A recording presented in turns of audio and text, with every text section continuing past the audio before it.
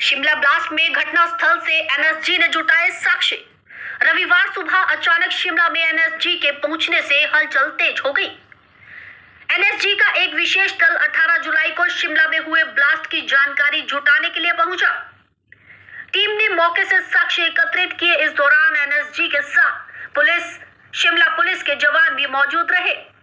जांच के दौरान इलाके को पूरी तरह से सील कर दिया गया था। एनएसजी ने घटनास्थल से सभी जरूरी साक्ष्य लिए हैं। मामले में एनएसजी की एंट्री से अब घटना में ट्रायंगल की चर्चा ने अब ज्यादा जोर भी पकड़ लिया है। गौरतलब है कि 18 जुलाई के दिन शाम के वक्त शिमला के मिडिल बाजार के हिमाचल रसोई रेस्टोरेंट में जोरदार धमाका हुआ। धमाके की तीव्रता इतनी ज्यादा थी कि आसपास की कई दुकानों के शीशे तक टूट गए। इसके अलावा शहर के कई इलाकों में तीव्रता और धमाके को महसूस किया गया। पुलिस ने अपनी शुरुआती जांच में कहा कि यहां एलपीजी गैस का धमाका हुआ है, जबकि सभी को इस बात पर शक रहा कि यह एलपीजी गैस धमाका नहीं हो सकता।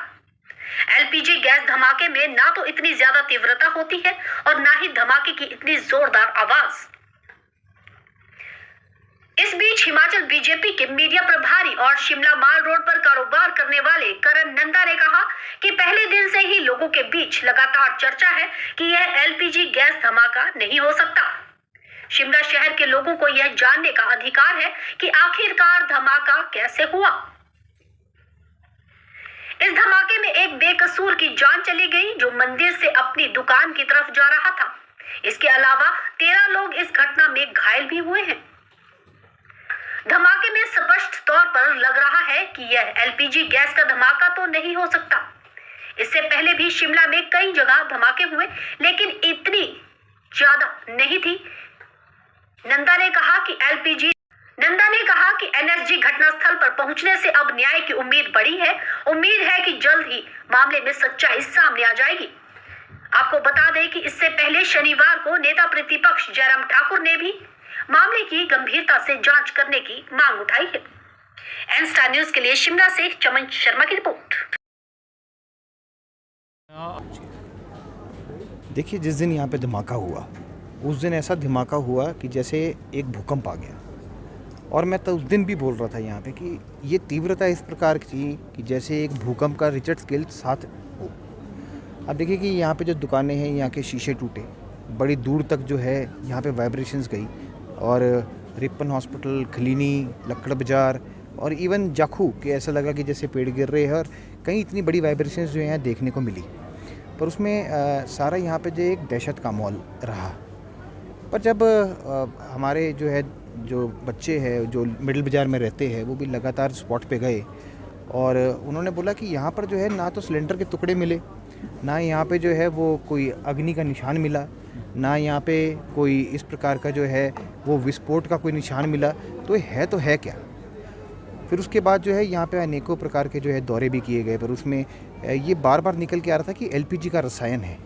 और अगर एलपीजी का रसायन होता तो शायद एलपीजी पहले भी फटते आए हैं। आप देखेंगे कि जाखू में हॉली लॉज के सामने भी सिलेंडर फटे, पर इतनी गूंज नहीं आई।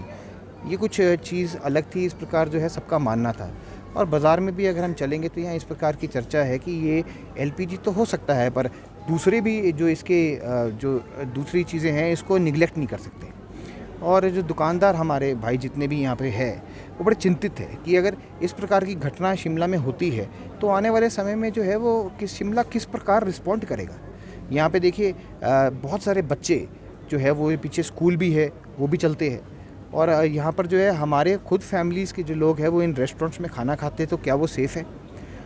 दुकानदार जो है वो ये बोलता है कि ये बिल्डिंग तो शुक्र है पुरानी थी, गिर भी सकती थी पर बच गई, शायद धज्जी दीवारें थी इसलिए बची। उसके बाद जो है ये बार बार एक चर्चा आती है कि एक जिलेटिन स्टिक होती है, वो आर्मी यूज़ करती है, हो सकता है उससे जो है पत्थर जो है वो ब्लास्ट किए जाते हैं।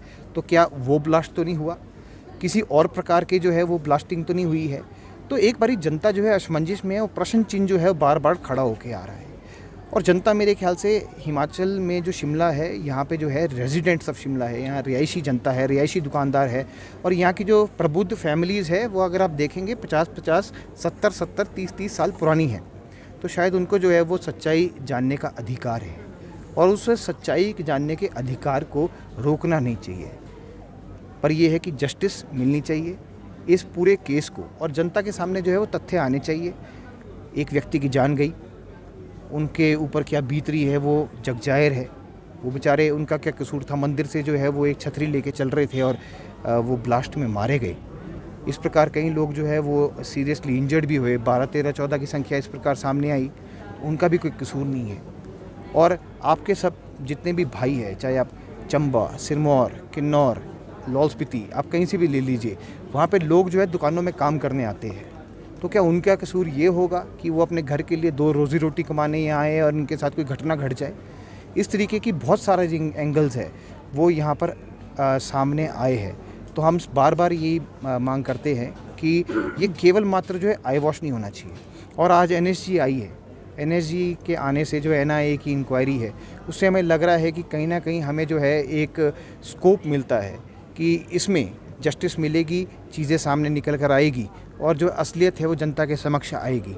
इससे हौसला बढ़ता है। हम प्रशासन और सभी का धन्यवाद करते हैं कि इस केस को सीरियसली ले रहे हैं, और आशा करते हैं कि जब तक ये निष्कर्ष तक ना पहुँचे तब तक भी इसको आप सीरियसली लें। धन्यवाद।